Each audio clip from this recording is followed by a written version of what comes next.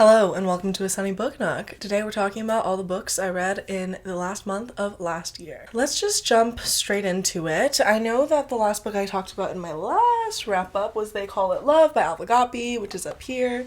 And I did technically finish that book in December, December 1st, because that's when our lesbian feminist book club meeting for that book was, which by the way, if you wanted to join, the Instagram link is in my description, and you just follow the directions in the pinned post for some more information and also, for how to join and such. Anyways, so talked about that. So go watch my November wrap-up if you haven't already. How many books did I read in December? 1, 2, 3, 4, 5, 6, 7, 8, 9, 10, 11, 12. 12 books in December. Nice. 12th month of the year. 12 books. Okay, so second book was Bear by Marian Engel. This book I rated like 3 stars, maybe even like 2.5. It is a Canadian writer, and it was published decades ago, I think, and it's gotten some more recent hype and buzz and talking about it, I think. I'm not really quite sure, but essentially the book follows a woman who goes on a sort of like work retreat type situation into northern Canada, I believe. I don't remember exactly where it was, but it's kind of like in the middle of nowhere, like kind of the boonies. In this cabin, she ends up finding that there is a bear in the house that she's supposed to like take care of or whatever. Like he's just chained up out back and she's supposed to, I don't know, take care of him in the stead of the woman who used to live there, I suppose. And the woman who used to live there had like a relationship with the bear that was like kind of interesting. And so our main character is then in a also weird and interesting relationship with this bear. And I found that this book was like, it was just kind of mediocre to me, unfortunately. I read it on recommendation of one of my bookish mutuals, bookish friends, Lex. So hi Lex if you're watching this. But I don't know. I unfortunately did not really vibe with it that much. I think that the narrative was it floated a bit. It was kind of really immersed in the psyche of our main character and concerned with that more so than anything else, really. And it is kind of like a love story between an animal and a woman, but it is more than that for sure. It really, again, like interrogates the psychological state of this woman in this relationship and why she's there, how she got there almost, and the various affairs that she's had in her life leading up to this point, and then the different affairs that she has in town as well. There was certainly some beauty in the prose, but I think one of the main issues I had with it was the way that it spoke as a narrative and as a piece of writing. It spoke about the native people of this area. It was just some weird language and descriptions used to describe the indigenous people, and I didn't really like that. That really put me off more so than the like semi-bestiality element of it all. It's not even semi, it does get there, but like that didn't really bother me as much as the way that native people were written about and described here. And I guess, like, you could probably make the excuse of, like, oh, it was, like, the mid-late 20th century, and this is, like, some white woman writer, but still, I don't know. That put me off. So, like, 2.5, 3 stars. I think you should still read it if you're into this type of book, if the slow-moving kind of psychological, short examination of a woman and her desires and the way that she feels kind of stuck in her life. I think she's probably in her 30s or 40s. If that's your vibe, then that's your jam, then you would probably enjoy this, but it was kind of just how I felt. The next book that I read was The Most by Jessica Anthony, and I think this was longlisted for the National Book Award or something, which kind of gags me, but also, what the hell, sure. Like, it was also a 3-star read for me, maybe 3.5. It was fine. It is kind of it has a mystery thriller aspect to it, but it's more so a literary drama, in my opinion. It is about a woman who, we're alternating perspectives, essentially, between this married couple. It's the 50s, it's the US, it's the East Coast, and we're seeing how the class and gendered dynamics of this world really impacts and infiltrates and is at the bedrock of this family. So the woman is someone who played tennis in college and was very good at it. She started in high school and she was very good at tennis, and then she was considering pursuing it professionally, but then became like a suburban 50s housewife instead, essentially. And the man is a kind of just average guy who just happens to be really good looking, and he sells insurance or something like that. And it has a real, I mean, I've never watched Mad Men, but I imagine that this is what Mad Men feels like as a book. This book kind of has that vibe. It was interesting. It kind of felt like the movie Challengers meets Mad Men. And it's about the sort of affairs that this married couple has, the ways that they feel estranged and isolated from each other, the story of them getting together, the story of their life now. And for that reason, I found it somewhat compelling. I think that the scene that we start the book with is where this woman, the woman in the couple, is in the pool of their apartment complex or their neighborhood or something, and she's just like refusing to get out, and her husband is like, the neighbors are gonna be confused and I want to go play golf, like what's going on? And her kids are just like, yeah, she's just in the pool, I don't know. And we kind of flash back into some aspects of the history of their relationship and the history of these people as she is kind of ruminating in the pool. And then things come to a head in a somewhat dramatic fashion that unfolds in such a way that is ultimately about sort of the American desire for a certain type of life and the ways that it's all ultimately just a facade. It's a very short book. It is a solid audiobook as well. And I would recommend it if a kind of slow literary family domestic drama that feels also kind of like propulsive in that each chapter isn't too long and we get all these different scenes back to back to back, one after the other, as examinations of and as reflections and illustrations of these characters' like inner turmoil in being where and who they are situated in this particular context in American history. But it wasn't anything particularly it wasn't like a standout, I guess. I would recommend it, but it wasn't like a favorite. It didn't blow me away, I suppose. And then the next book that I read in December, the third book, was A Country of Ghosts by Margaret Killjoy. This book is a speculative sci-fi fantasy type of story set in, I believe, like the future, and it has a real anarchist bent to it. It is a book that explores anarchist utopias and societies from the perspective of a war reporter. So this is a man who writes articles and covers the different journalistic beat for some newspaper kind of sponsored by the state, it seems, by this imperialist sort of, empire. And he gets sent off to these different like war zones to cover what the fuck is happening there. And he knows that he's kind of disposable, and as more of a low-level writer, he's being sent there because they know that if he dies, then like who fucking cares? And then we just get his perspective as he kind of becomes like a prisoner of war almost, or as he's writing in the reflection of these different experiences that he has had traveling around the sort of borders and the aspects of conflict and these explosions of violence that he gets caught up in as a journalist. It is a fair amount of interesting. I think the world building is very pointed in the messaging. The way that perspective and narrative is sort of at the center of this story as well, because our main character is a journalist and a writer, and how he manages to deconstruct his own approach to the world and politics, I suppose, through these encounters with different societies and peoples, and these sort of anarchist societies that don't have concepts of money or punitive justice the way that where he comes from is sort of the norm. And he kind of just is like, whoa, okay, this is crazy. This is interesting. It kind of reminded me a little bit of A Psalm for the Wild Built, the Robot and Monk series that Becky Chambers wrote, but like not as hopeful, I suppose, not as like warm and kind and inviting. It's kind of like that, but like kind of dystopian, you know?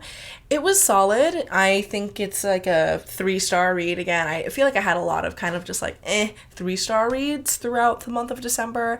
But again, like if you're someone who's into science fiction and interested in sort of a dark, grim world that has these real critiques of capitalist imperialism from an anarchist standpoint and sort of anarchist societies, even though that's kind of paradoxical, like the way that these places operate within this fictional world, it's an interesting read. So I would also recommend it. Like a lot of the times with like 3-star reads for me, it's just like a title that I would recommend to any reader who would be interested, because I'm sure that there are plenty of people who would love and enjoy, and I know that there are people who would love and enjoy these books thoroughly in a way that like I couldn't really tap into as a reader.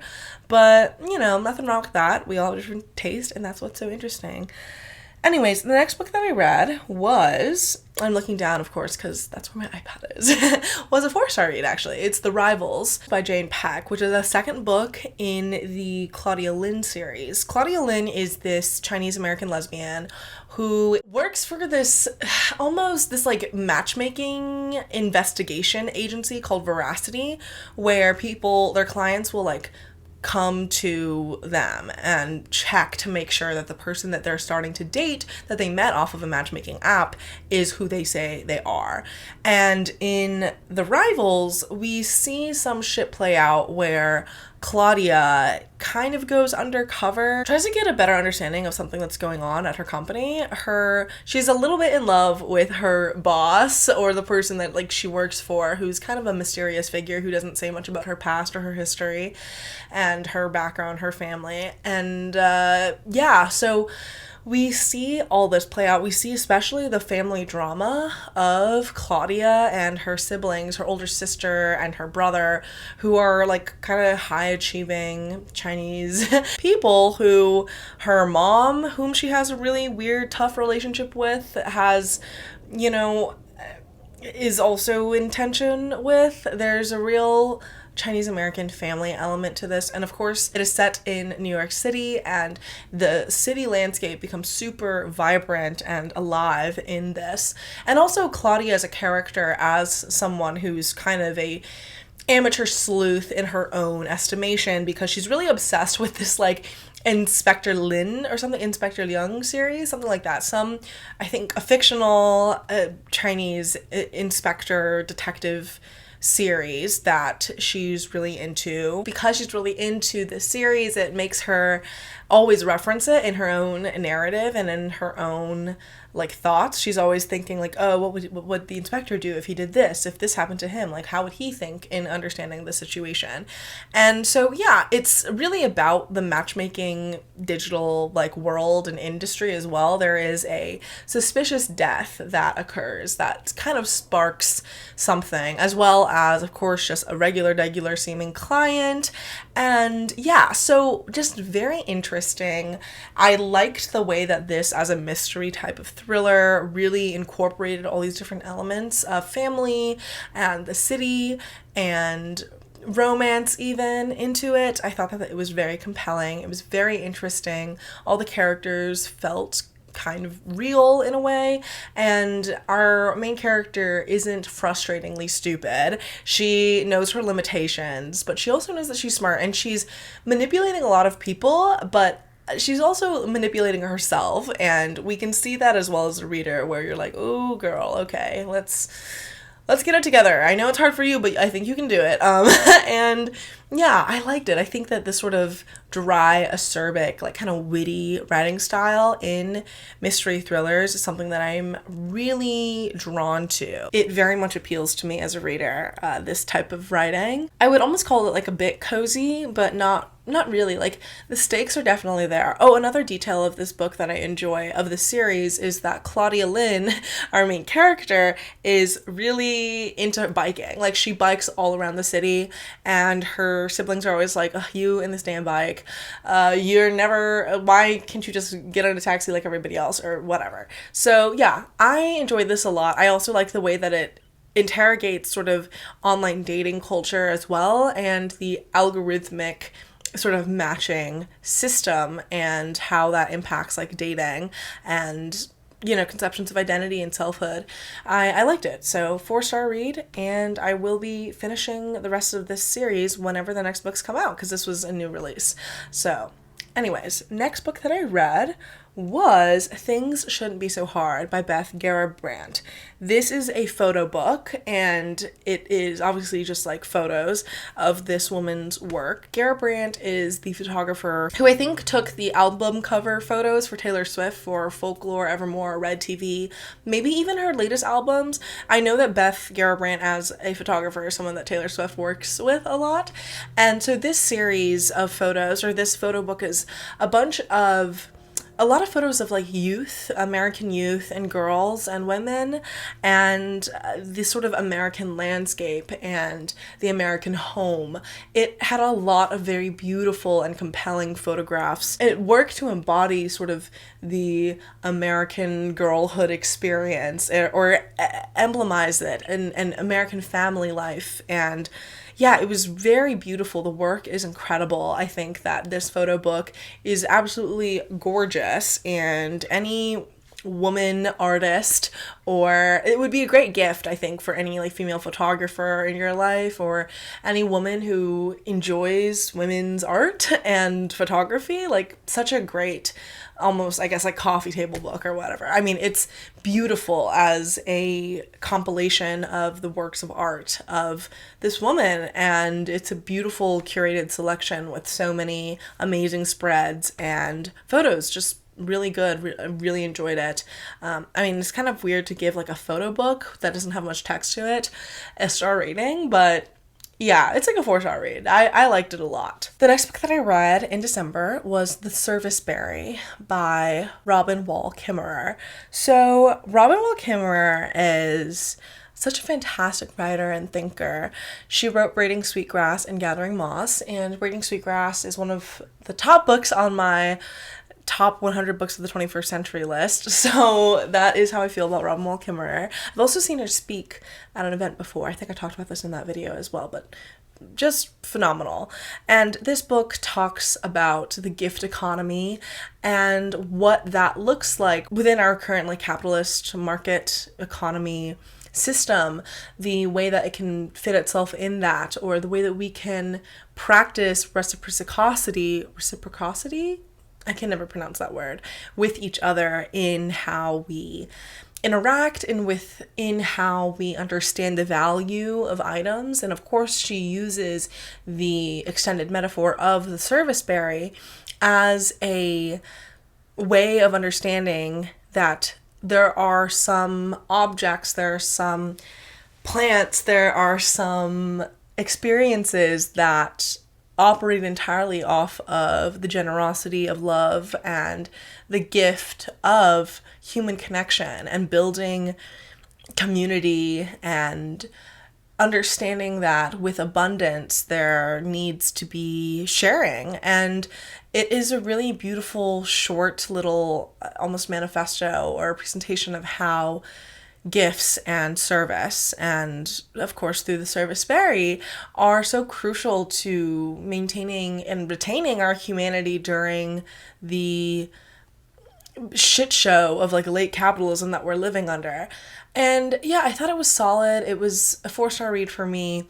I think that the way that she sort of presents a almost not a reformist, well, kind of a reformist stance on sort of any push for drastic economic policy changes is interesting and kind of weird to me. I mean, it's still socialism or barbarism in my opinion, you know what I mean? But like the way that she obviously is very concerned with the reality of climate change and the environmental degradation that as people we have wreaked onto our planet. And of course her sort of hopeful and beautiful take on this is that we can be in relationship with the earth in a way that does not necessitate this level of destruction and greed. And she really targets these concepts and these realities, right? Where she articulates like, yeah, the people who are ruining our planet and the people who profit and live in the greed and the opposite of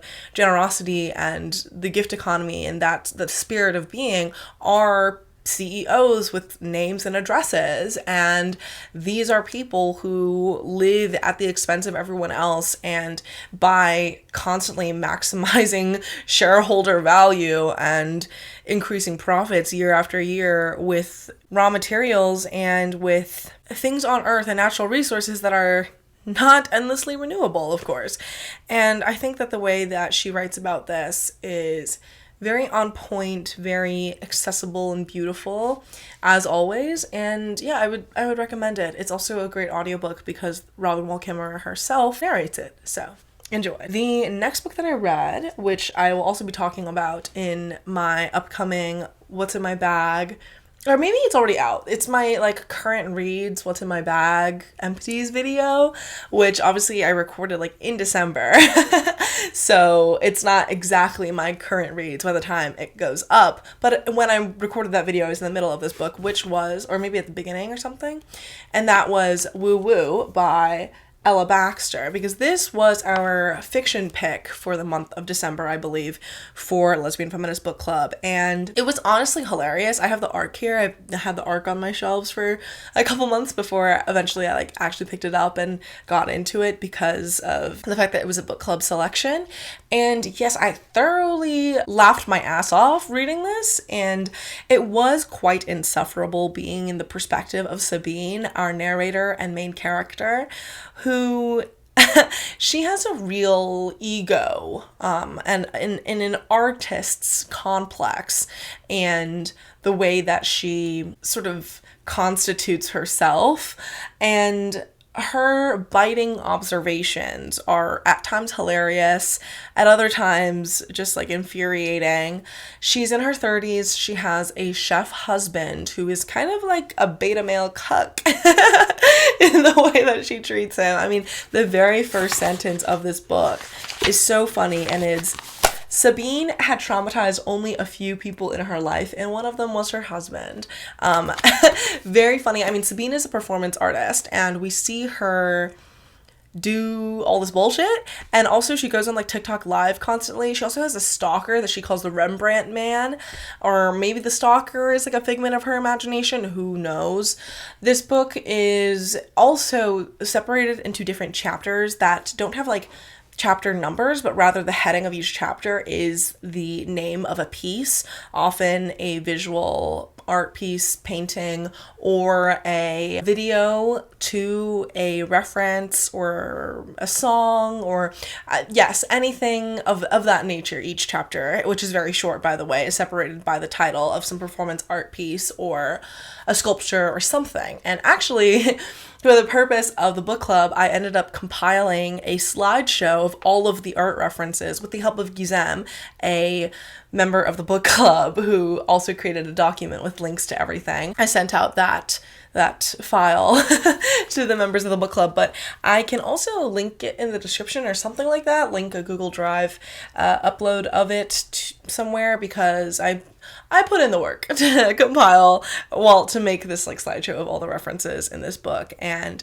yeah, it was really funny and weird, and also very insufferable, because Sabine as a main character and as an artist is genuinely like unhinged. Just so ridiculous, the things that she says, the things that she does, the art that she makes. It's just so wacky, and for that it's like a train wreck you can't look away from. Our discussions of this book through Lesbian Feminist Book Club were really awesome. Of course, we had so much fun, and it was just a silly, fun time, I would say. And yeah, I would rate it like 3 stars. There were a lot of moments and scenes that I was also very genuinely like repulsed and disgusted by as well, just because of what was happening and like the actual description of the physical world here. Oh, also, this is an Australian writer, and it's set in Australia, and you can also get that vibe from it as well. But yes, liked this a lot, but also see where it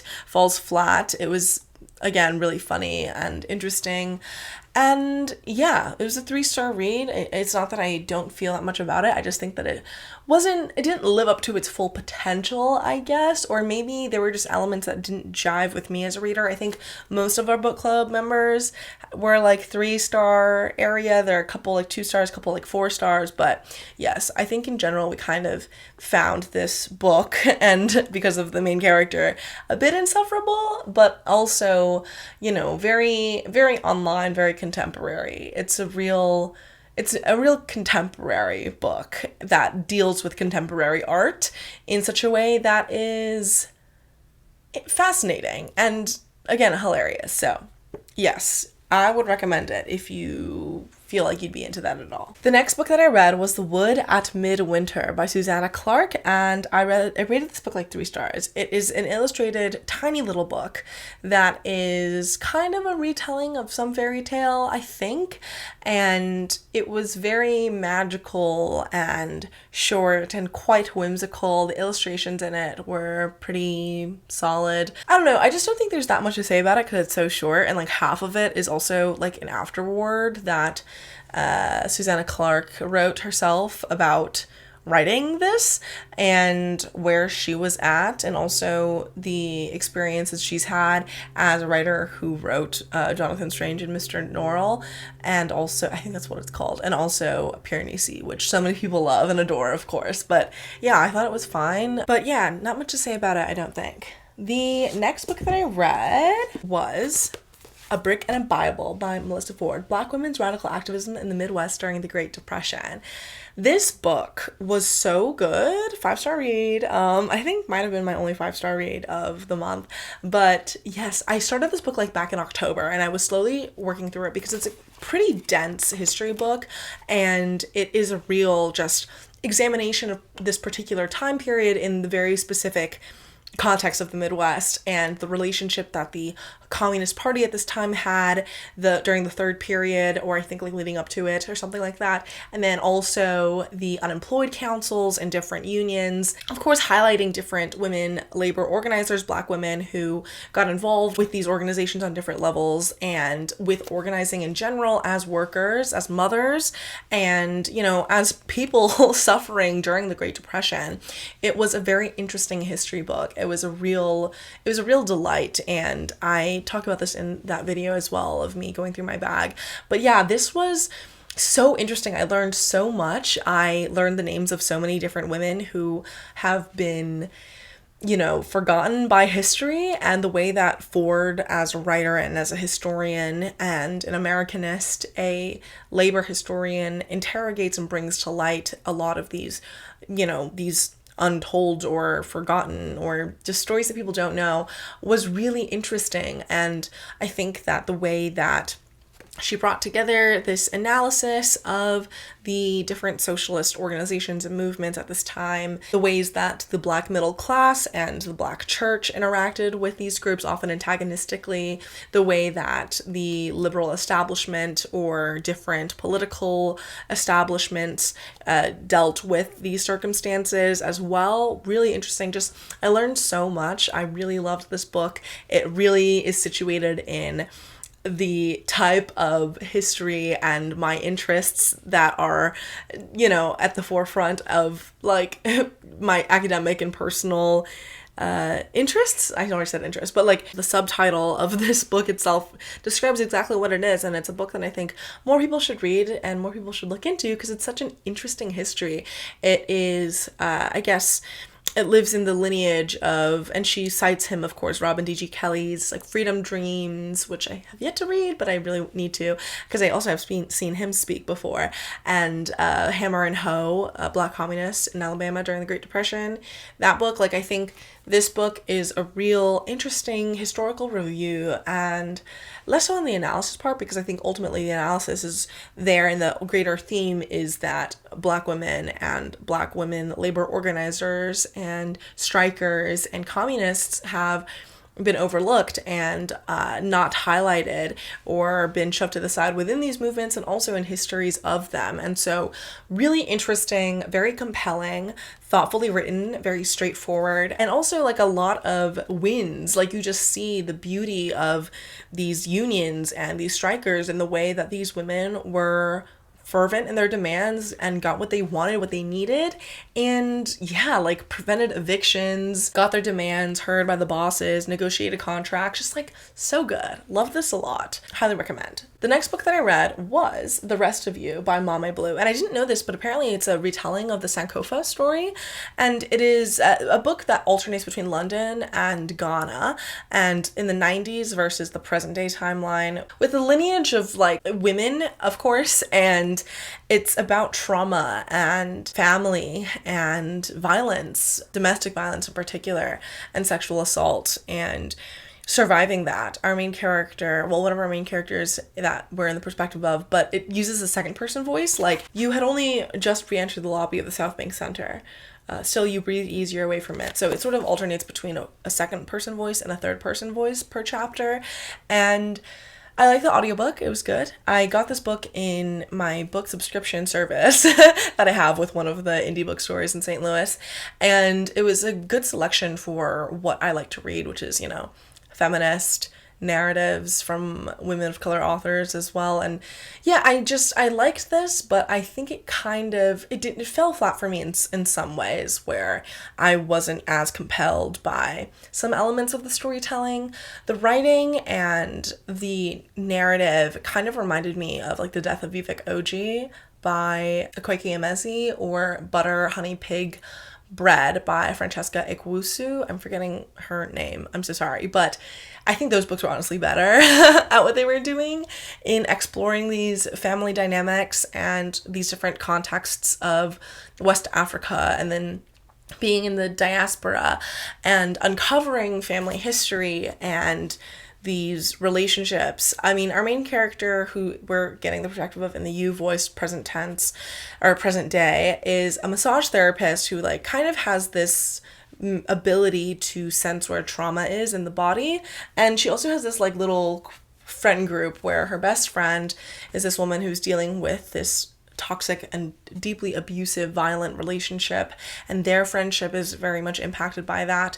And then she's also friends with this non-binary Australian who lives in London named Jack, and the other perspective set in Africa, where our main character's, I think, aunt and her mother's, their story are fleshed out within this family. And yeah, it was interesting. I would recommend it. It's a 3-star read for me. I was moved, but not as much as I wanted to be, I guess. And I think that the way that it tells the narrative of trauma and womanhood and being a Black woman in London and having the migrant experience as well, and the uncovering of familial truth amidst all the sort of trauma discussion, it was interesting. I think it's compelling. It's something that I think a lot of people could get a lot out of. It's not a book I've seen anyone talk about, actually, but yeah, I think the comp titles I mentioned are bigger. They're like pretty major books that have won awards and stuff, or been longlisted or shortlisted for stuff. And if you liked those, then you would like this, definitely and for sure. But yeah, I don't know. Pick it up if you want to. It's a book that not enough people have read, and I think more people would read and enjoy it than do. I don't know if that make any sense, but yeah, enjoyed this, but not like a favorite or anything. Yeah, it was like fine. I liked it. I liked it enough. I don't think I have any major problems or issues with it per se, but it was just fine. I liked it. I don't know, whatever. Okay, and the next book that I read was Vengeance Feminism, The Power of Black Women's Fury in Lawless Times by Nicole Gross. This book was another lesbian feminist book club pick that we discussed, and I enjoyed it. I thought that it's a 3-star read. Like, it wasn't as compelling of a history or thesis necessarily as some other historical American history feminist books I've read, I guess.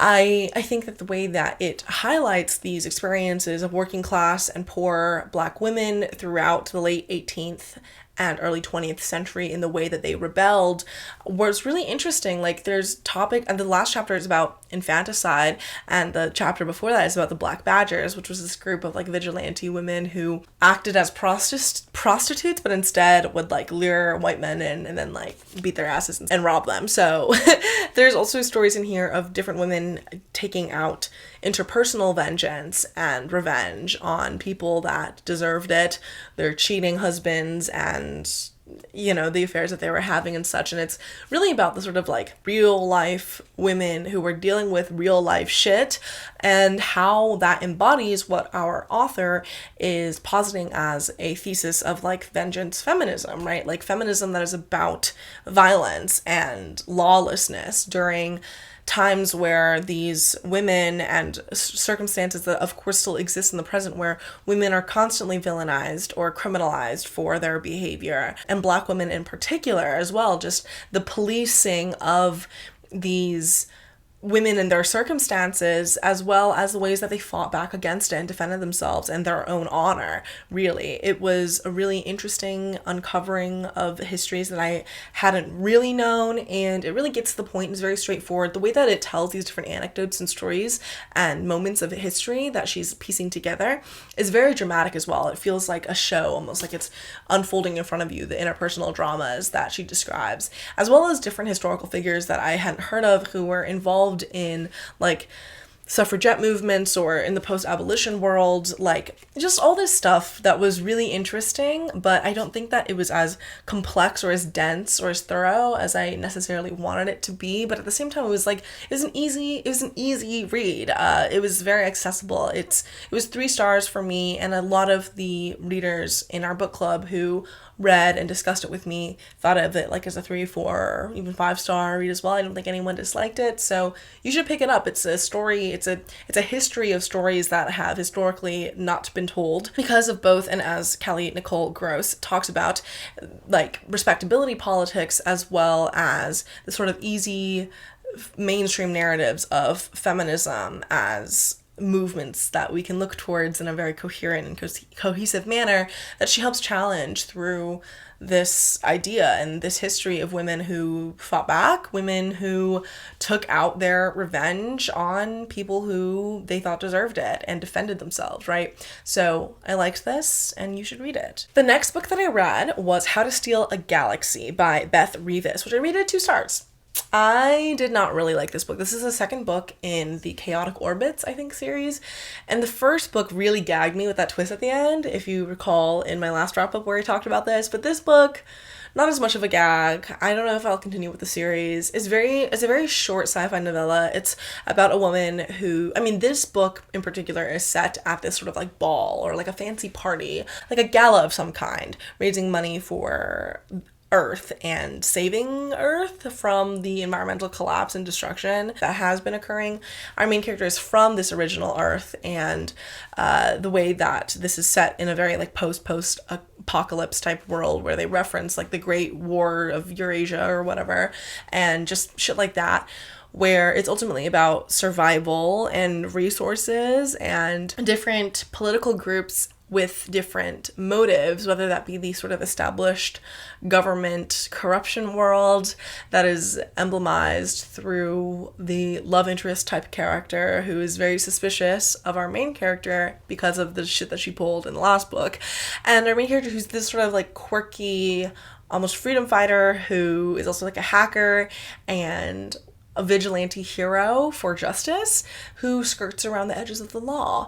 And yeah, I thought that it was like fun, at times kind of obvious, and yet it had a level of like complexity in the technology involved here that I thought was like solid, it was okay, it was interesting enough, but the underlying and the real storyline of this like cat and mouse game that our 2 main characters are playing, not that engrossing. Also, our main character, her voice that I found really grating and irritating at the beginning of the first book was once again annoying this time around too, and there wasn't the plot twist at the end to save it. It was just kind of seemed to like trail off a bit almost, and as readers we sort of got the clue and got the understanding of what the fuck was going on in a bit kind of early on by necessity of the plot.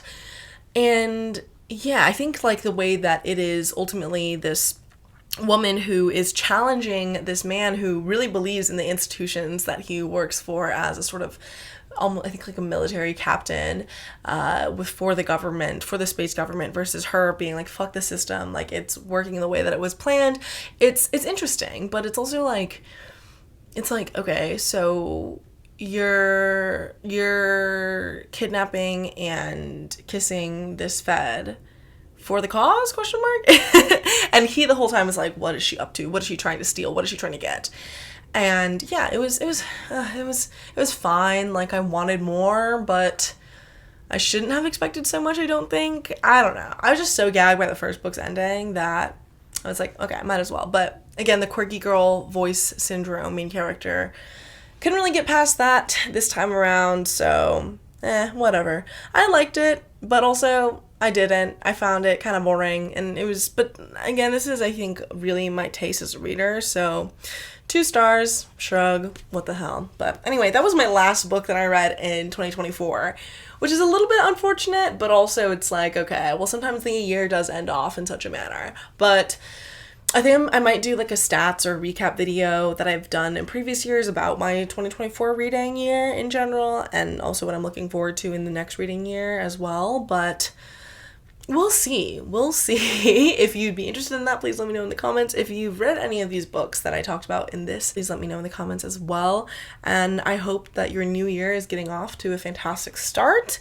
And yeah, thank you so much for watching. I really appreciate you sticking around. And if you got to this very end of the video, please leave a comment of the lavender emoji, because I kind of have a theme here going on today, if you didn't notice. I'll see you in my next video, hopefully.